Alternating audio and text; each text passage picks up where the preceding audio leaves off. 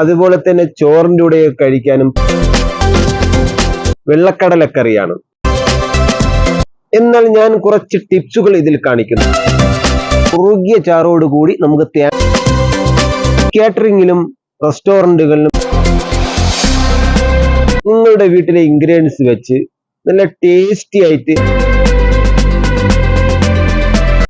Hi ചങ്കേളെ, എല്ലാവർക്കും മർഫിൻ വ്ലോഗിന്റെ പുതിയൊരു വീഡിയോയിലേക്ക് സ്വാഗതം. നമുക്ക് ബ്രേക്ക്ഫാസ്റ്റിനും അതുപോലെ തന്നെ ചോറിൻ്റെ കൂടെ കഴിക്കാനും പറ്റിയൊരു ഐറ്റം ആയിട്ടാണ് ഞാൻ വന്നിരിക്കുന്നത്. വേറെ ഒന്നുമല്ല, വെള്ളക്കടലക്കറിയാണ്. സാധാരണ നമ്മളെ വീട്ടിൽ വെള്ളക്കടലക്കറി വെച്ചാൽ അത്രയ്ക്ക് ടേസ്റ്റ് കിട്ടാറില്ല. എന്നാൽ ഞാൻ കുറച്ച് ടിപ്സുകൾ ഇതിൽ കാണിക്കുന്നുണ്ട്.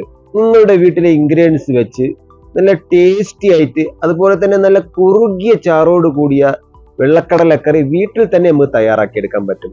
അപ്പോൾ ഈ റെസിപ്പിയുടെ ഡീറ്റെയിൽസ് ഒന്നും മിസ് ചെയ്യാതിരിക്കാൻ വേണ്ടി വീഡിയോ സ്കിപ്പ് ചെയ്യാതെ തന്നെ കാണണം. ഇതുപോലെയുള്ള മനോഹരമായ വീഡിയോകൾ നമ്മൾ അപ്ലോഡ് ചെയ്യുന്ന സമയത്തുണ്ടല്ലോ, നോട്ടിഫിക്കേഷൻ നിങ്ങളുടെ ഫോണിൽ കറക്റ്റ് ആയിട്ട് കിട്ടുവാൻ വേണ്ടി ആ മുകൾ കാണുന്ന ഫോളോ ബട്ടൺ ഒന്ന് പ്രസ് ചെയ്ത് വെച്ചിരിക്കണേ.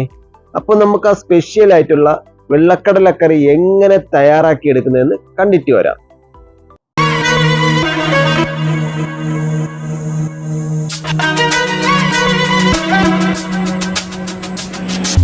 നമ്മുടെ സ്പെഷ്യൽ വെള്ളക്കടലക്കറി ഉണ്ടാക്കാൻ വേണ്ടി ഞാനിവിടെ 1 കപ്പ് കടല എടുത്തിട്ടുണ്ട്. ഏകദേശം ഒരു 300 ഗ്രാം ഉണ്ട്. കടല നല്ലപോലെ കഴുകി എടുത്തതിന് ശേഷം ഏകദേശം ഒരു 5 മണിക്കൂറെങ്കിലും വെള്ളത്തിൽ കുതിർത്തെടുക്കണം. കടല കുക്കറിൽ ചേർക്കുന്നതിന് മുമ്പും ഒന്ന് വാഷ് ചെയ്തെടുക്കണം. ഇനി ഇതിലേക്ക് 2 കപ്പ് വെള്ളവും ഇതിനാവശ്യമായ ഉപ്പും കൂടെ ചേർത്ത് കൊടുത്ത് കുക്കറിന്റെ മൂടി വെച്ച് അടച്ചു കൊടുത്തിട്ട് മീഡിയം തീയിൽ 4 വിസിൽ വരുന്നത് വരെ ഒന്ന് വേവിക്കുക. ഇപ്പൊ ഇവിടെ 4 വിസിൽ വന്നിട്ടുണ്ട്. ഇനി കുക്കറിന്റെ എയറൊക്കെ പോകുന്നത് വരെ ഒന്ന് വെയിറ്റ് ചെയ്യുക. വിസിൽ ഓപ്പൺ ചെയ്തിട്ട് എയർ ഒഴിവാക്കരുത്. ഇനി ഇതുപോലെ ഒരു നോൺ സ്റ്റിക്ക് പാത്രമോ ഒരു കടായിയോ ഒന്ന് ചൂടാക്കിയിട്ട് ആ ചൂടായി വരുന്ന സമയത്തേക്ക് അതിലേക്ക് 2 ടേബിൾ സ്പൂൺ വെളിച്ചെണ്ണ ഒഴിച്ചു കൊടുക്കണം.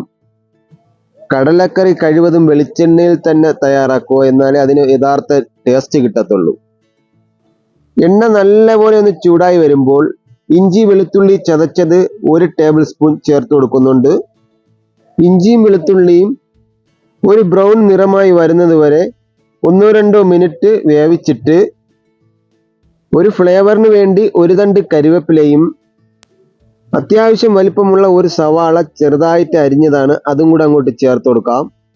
സവാളയൊക്കെ നല്ലപോലെ വഴണ്ട് വരുന്നത് വരെ മീഡിയം ഫ്ലെയിമിൽ 1-2 മിനിറ്റ് വേവിക്കുക. ഇപ്പോൾ ഇവിടെ ഉള്ളിയൊക്കെ നല്ലപോലെ കുക്കായി വന്നിട്ടുണ്ട്. ഇനി ഇതിലേക്ക് ചേർത്ത് കൊടുക്കുന്നത് 3 പച്ചമുളക് നെടുവേ കീറിയതും അതുപോലെ തന്നെ 1/2 ടീസ്പൂൺ മഞ്ഞൾപ്പൊടിയും കൂടെ ചേർത്ത് കൊടുത്ത് ജസ്റ്റ് ഒന്ന് ഇളക്കി കൊടുത്തതിന് ശേഷം ഇനി ഇതിലേക്ക് മല്ലിപ്പൊടി ചേർത്ത് കൊടുക്കുന്നുണ്ട്. ഞാനിവിടെ 1.5 ടേബിൾ സ്പൂൺ മല്ലിപ്പൊടി എടുത്തിട്ടുണ്ട്. മല്ലിപ്പൊടി കൂടുതൽ ചേർക്കുന്നത് കൊണ്ട് തന്നെ അതിൻ്റെ പച്ചമണമൊക്കെ മാറി ഒന്ന് ഡ്രൈ ആയി വരണം, എന്നാലേ കറിക്ക് നല്ല ടേസ്റ്റ് ഉണ്ടാവുകയുള്ളൂ. നമ്മളിനി ഇതിലേക്ക് ചേർത്ത് കൊടുക്കുന്നത് 1 ടേബിൾ സ്പൂൺ മുളക് പൊടിയാണ്. മുളക് പൊടി കൂടുതൽ ഡ്രൈ ആക്കേണ്ട ആവശ്യമില്ല. ഏകദേശം ഒരു 10-15 സെക്കൻഡ് ഇളക്കി കൊടുത്തതിന് ശേഷം നമുക്കിതിലേക്ക് തക്കാളി ചെറിയ പീസുകളാക്കിയത് ചേർത്ത് കൊടുക്കാം. ഞാൻ അത്യാവശ്യം പുളിയുള്ള മീഡിയം സൈസ് ഒരു തക്കാളിയാണ് എടുത്തിട്ടുള്ളത്. തക്കാളിയൊക്കെ ഒന്ന് മിക്സാക്കി കൊടുത്തതിന് ശേഷം തക്കാളിയൊക്കെ പെട്ടെന്ന് കുക്കായി കിട്ടുവാൻ വേണ്ടി മീഡിയം ഫ്ലെയിമിൽ വെച്ചിട്ട് ഏകദേശം 1 മിനിറ്റ് അടച്ചു വെച്ചൊന്ന് വേവിക്കുക. തക്കാളിയൊക്കെ നല്ലപോലെ വെന്തുടഞ്ഞ് എണ്ണ തെളിഞ്ഞ് വന്നാലേ ഈ കറിക്ക് നല്ല ടേസ്റ്റ് കിട്ടത്തുള്ളൂ. ഇതുപോലെ സ്പൂൺ വെച്ചിട്ടൊന്ന് ഉടച്ചു കൊടുക്കുക. തക്കാളിയൊക്കെ നല്ല പെർഫെക്റ്റ് ആയിട്ട് കുക്കായി വന്നിട്ടുണ്ട്. ഇനി നമുക്ക് ഇതിലേക്ക് 1/2 ടീസ്പൂൺ ഗരം മസാലയും അതുപോലെ തന്നെ 1/2 ടീസ്പൂൺ ചെറിയ ജീരകത്തിന്റെ പൊടിയും കൂടെ ചേർത്ത് കൊടുക്കുക. ചെറിയ ജീരകത്തിന്റെ പൊടി ഈ കറിക്ക് ഒരു സ്പെഷ്യൽ ടേസ്റ്റ് കൊടുക്കുന്നതാണ്, അതുകൊണ്ട് അത് സ്കിപ്പ് ചെയ്യരുത്. ചെറിയ ജീരകത്തിന്റെ പൊടി നിങ്ങളെ കയ്യിൽ ഇല്ലെങ്കിൽ 1 ടീസ്പൂൺ ജീരകം എടുത്തൊന്ന് ചതച്ച് ചേർത്ത് കൊടുത്താലും മതി. ജസ്റ്റ് ഒന്ന് ഇളക്കി കൊടുത്തതിന് ശേഷം നമ്മൾ മുന്നേ വേവിച്ച് വെച്ചിരിക്കുന്ന 1/4 കപ്പ് കടല ഇതിലേക്ക് ചേർത്ത് കൊടുക്കാം. ഇനി ഇതിനെ ഒന്ന് അരച്ചെടുക്കണം. കറി നല്ല കുറുകി കിട്ടാൻ വേണ്ടിയാണ് ഇതുപോലെ കടല ചേർത്ത് കൊടുത്തിട്ട് അരച്ചെടുക്കുന്നത്. ഇനി ഇതിന്റെ ചൂടൊക്കെ ഒന്ന് മാറിയിട്ട് മിക്സിയിൽ ഒന്ന് അരച്ചെടുക്കണം. അതിനായി ഞാൻ ഇതിനെ വേറൊരു പാത്രത്തിലേക്ക് മാറ്റുകയാണ്. ഇപ്പം ചൂടൊക്കെ പോയിട്ടുണ്ട്. ഇനി ഇതൊരു മിക്സിയുടെ ജാറിലേക്ക് ഇട്ട് കൊടുത്തിട്ട് ഇതിനെ ഒന്ന് അരച്ചെടുക്കാം. നന്നായിട്ട് അരഞ്ഞു കിട്ടാൻ വേണ്ടി കടല വേവിച്ച 1/4 കപ്പ് വെള്ളം തന്നെ ഇതിൽ ചേർത്ത് കൊടുക്കുന്നുണ്ട്.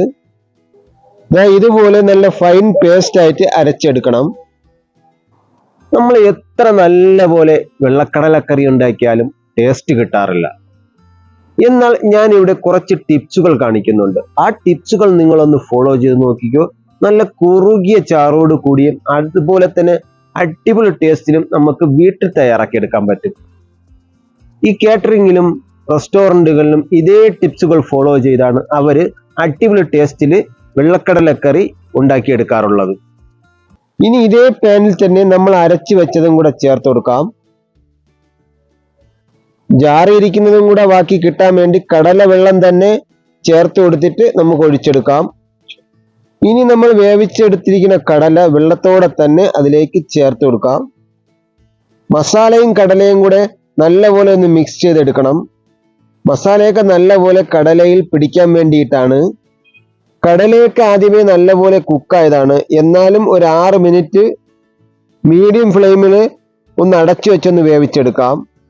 എല്ലാം കൂടെ ഒന്ന് ബാലൻസ് ആവാൻ വേണ്ടിയിട്ടാണ്.